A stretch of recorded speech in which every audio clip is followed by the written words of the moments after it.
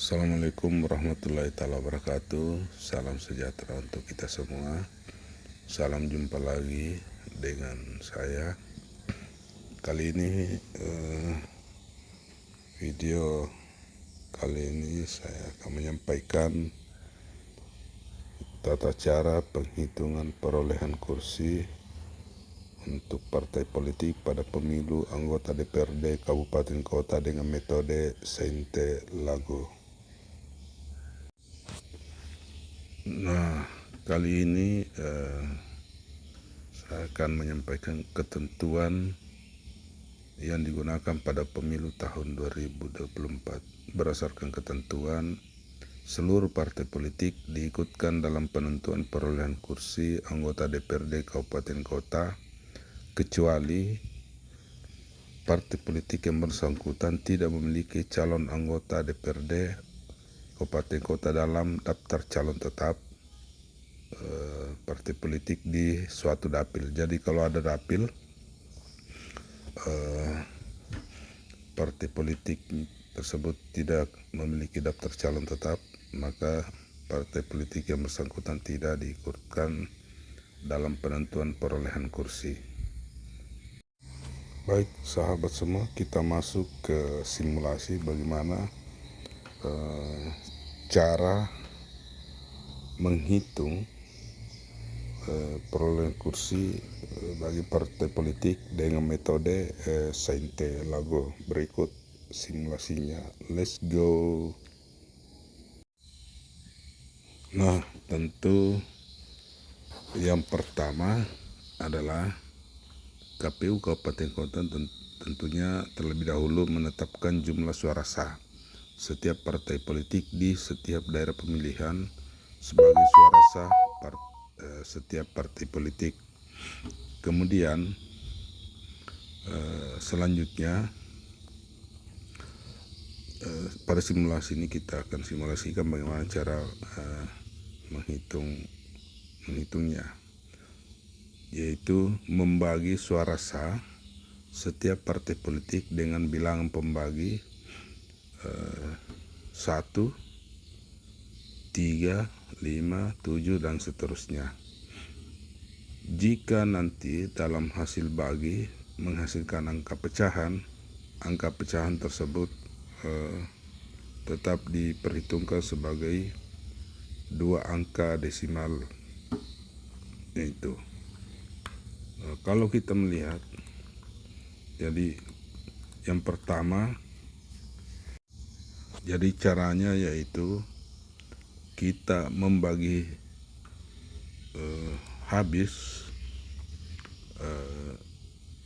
seluruh perolehan suara partai politik dengan cara suara tertinggi partai politik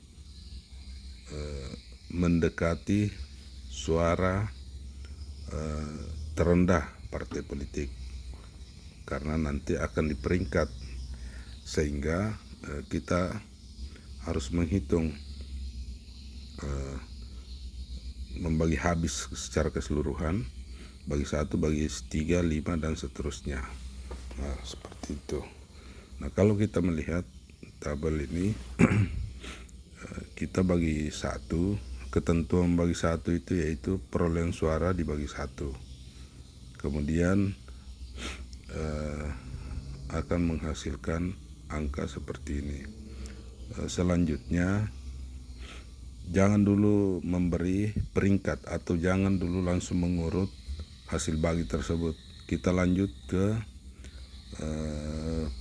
pembagi ketiga, yaitu bilangan pembagi ketiga, yaitu tetap perolehan suara kita bagi 3.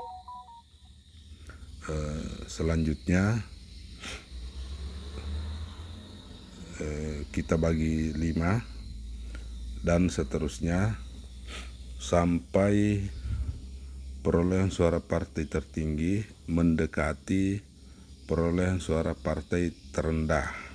Itu kenapa jangan sampai nanti di peringkat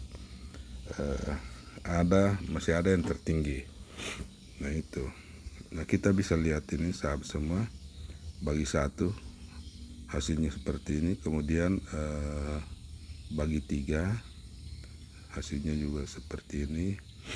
Dan bagi 5 hasilnya seperti ini. Saya hanya sampai membagi 5 sebagai sampel saja, sampai dibagi 5. Itu sahabat semua. Kemudian setelah kita membagi habis tadi seluruh suara partai politik, langkah selanjutnya adalah kita urutkan hasil bagi. Jadi hasil pembagi diurutkan berdasarkan jumlah nilai terbanyak. Jadi urutan pertama terbanyak pertama, urutan kedua terbanyak kedua, dan seterusnya seperti itu. Nah di sampel video yang saya tampilkan ini, saya hanya menampilkan sampai peringkat 9 karena saya mengambil sampel di dapil 1 misalnya hanya 9 kursi di dapil 1, jadi saya hanya mengambil sampai urutan ke-9. Nah, ini bisa kita lihat sahabat semua, dari urutan 9 perolehan berdasarkan hasil bagi. Nah kita lihat di peringkat pertama, urutan pertama itu yang tertinggi pertama, yaitu kita bisa lihat angka di tabel ini, dan itu dari partai tersebut. Kemudian di peringkat kedua ini dari hasil bagi 1 juga, ini di partai yang bersangkutan. Kemudian peringkat ketiga ini kita bisa lihat di hasil bagi 1 juga dari peringkat ketiga. Kemudian